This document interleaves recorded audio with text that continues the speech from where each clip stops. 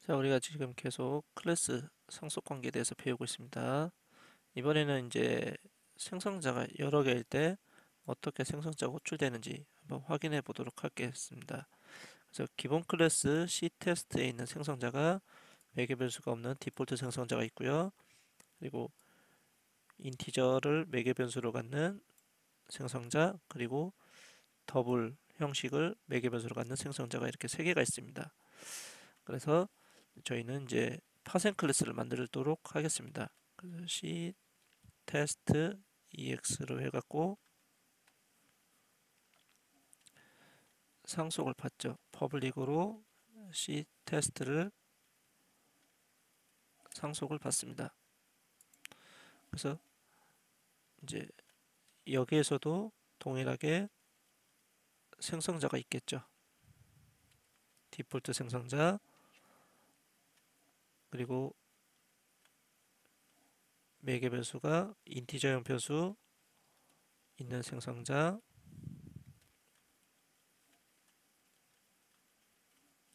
그리고 만약 더블로 돼 있는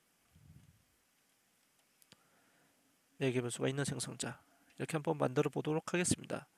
그래서 한번 출력문을 여기다 한 번씩 하나씩 넣어 볼 텐데 어떤 것이 출력되는지 확인해 보기 위해서죠. 복사해서 한번 함수가 호출되면 출력문으로 확인해 보도록 하겠습니다. 이렇게 해서 기본 클래스에 있는 C테스트이고요. 파생 클래스에 있는 C테스트 EX 있습니다. 그래서 객체를 선언하게 되면 만약 테스트 객체를 선언하게 되면 생성자를 호출하는데 파생 클래스에 있는 생성자부터 호출하면서 기본 클래스를 따라서 올라가는, 그렇게 해서 호출된다고 확인했습니다. 그래서 실행을 시켜보면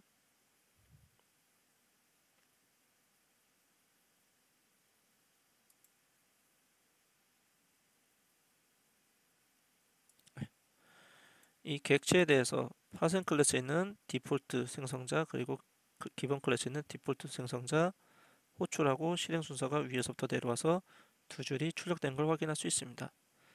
그럼 저희가 만약 매개 변수가 있는 생성자의 호출의 경우에서는 어떻게 호출되는지 한번 확인해 보도록 하겠습니다. 일단 정수형을 한번 넣어봤고요. 정수형을 넣으면 이 생성자가 호출되겠죠. 인티저형 n파라민 생성자가 호출되는데 부모 클래스에서는 어떻게 호출되는지 한번 확인해 보도록 하겠습니다. 네, 여기서 보시면 부모의 것은 항상 디폴트가 호출되는 것을 볼 수 있습니다. 네, 자식 클래스에서는 인티저형인 n파람이 되어 있는데 부모 것은 항상 C테스트가 호출된다. 그래서 우리가 이제 아, 자식 클래스에서 부모 클래스에 있는 생성자를 선택을 할 수가 있습니다. 그래서 자식 클래스에서 부모 클래스에 있는 생성자를 선택할 수가 있다. 그래서 이제 그거를 생성자 초기화 목록처럼 여기다가 적어줍니다. 그래서 부모에 있는 C 테스트에 있는 여기다가 이제 매개 변수를 넣어주는 거죠.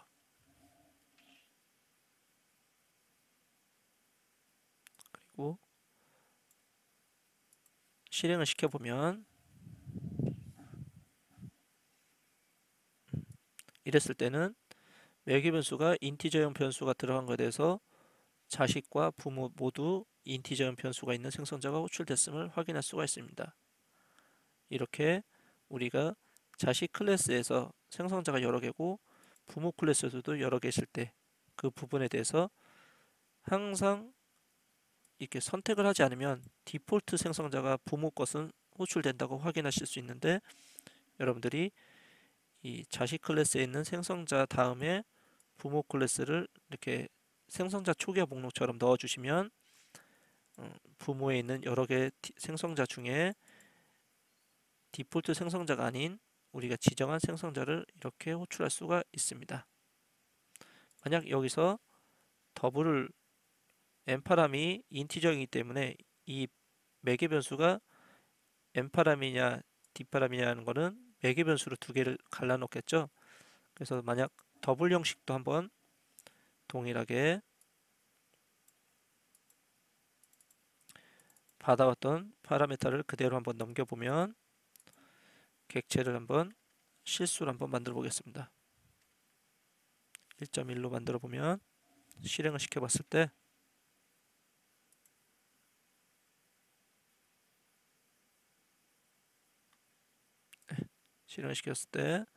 동일하게 더블 형식의 생성자가 부모와 파생 클래스 간에 우리가 선택한 생성자로 호출될 수 있음을 확인할 수가 있습니다. 이게 바로 생성자 선택에 대한 부분입니다. 그래서 여러 개의 객체를 한번 선언해서 한번 확인해 보시면 ctest ex로 test 1 얘는 디폴트 생성자고요. ctest ex test 2 얘는 정수형의 생성자를 넣고요. 마지막 객체는 실수형의 생성자를 넣으면 얘는 디폴트 생성자 예상치인데 얘는 인티저형 생성자 그리고 얘는 실수형 생성자 이렇게 호출될 것이라고 확인합니다. 그래서 실행을 시켜보면요. 이렇게 확인할 수가 있습니다. 디폴트 생성자 2개 그리고 인티저형 생성자 2개 그리고 더블형 생성자 매개 변수형 생성자 2개가 확인할 수가 있습니다.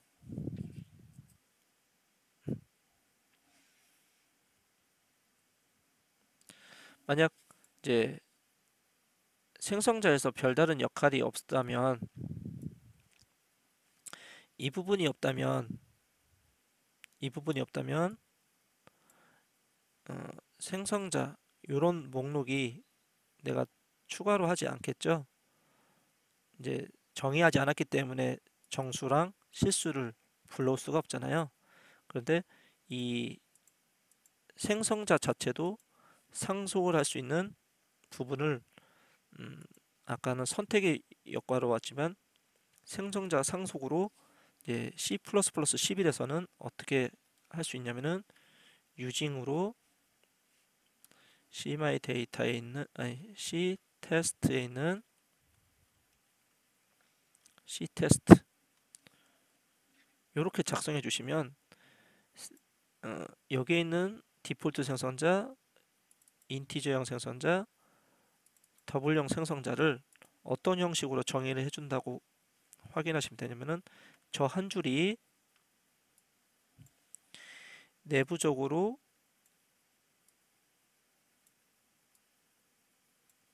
요런 형태인 코드를 만들어 준다고 보실 수 있습니다. 상속을 받은 한마디로 이거는 C 테스트 이렇게 되겠죠. 부모의 것을 상속받은 내 디폴트 생성자, 부모의 인티저 병수를 상속받은 내 인티저형 생성자, 그리고 부모의 더블형 생성자를 상속받은 내 생성자. 이 한 줄로 말미암아서 이렇게 생성자 3개가 만들 수 있다. 대신에 안에는 아무런 역할이 아직 안 한 이런 코드가 만들어진다고 보시면 됩니다. 그래서 우리는 생성자를 만들어주지 않았지만 이 코드가 에러가 없이 실행이 되고요. 이때는 눈에 보이진 않지만 생성자 하나, 둘, 세 개가 있다고 보시면 되고 이 안에 출력문이 없기 때문에 확인할 수는 없지만 분명히 C테스트에 대해서는 테스트 1에 대해서는 디폴트 생성자 그리고 여기 디폴트 생성자 호출해서 이게 출력이 된 거고요.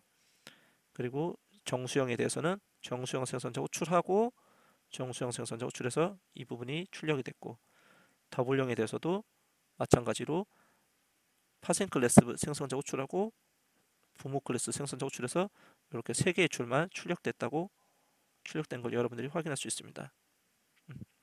그래서 이제 생성자 상속 명의로는 유직네임으로 이렇게 편하게 쓸 수도 있지만 이 안에 특별한 기능을 넣고자 할 때는 이거 대신에 이렇게 생성자를 통해서 선택하는 부분으로 여기다가 넣을 수도 있다. 기본적인 내용으로 생성자를 그냥 한 줄로 넣고 싶으면 유징으로도 충분히 가능하다. 이렇게 가능하다. 이렇게 써도 이 세 개가 다 실행이 되는 걸 확인할 수 있었죠. 예, 여기까지가 생성자 선택과 생성자 상속입니다. 확인하시고 정리해 주시기 바랍니다.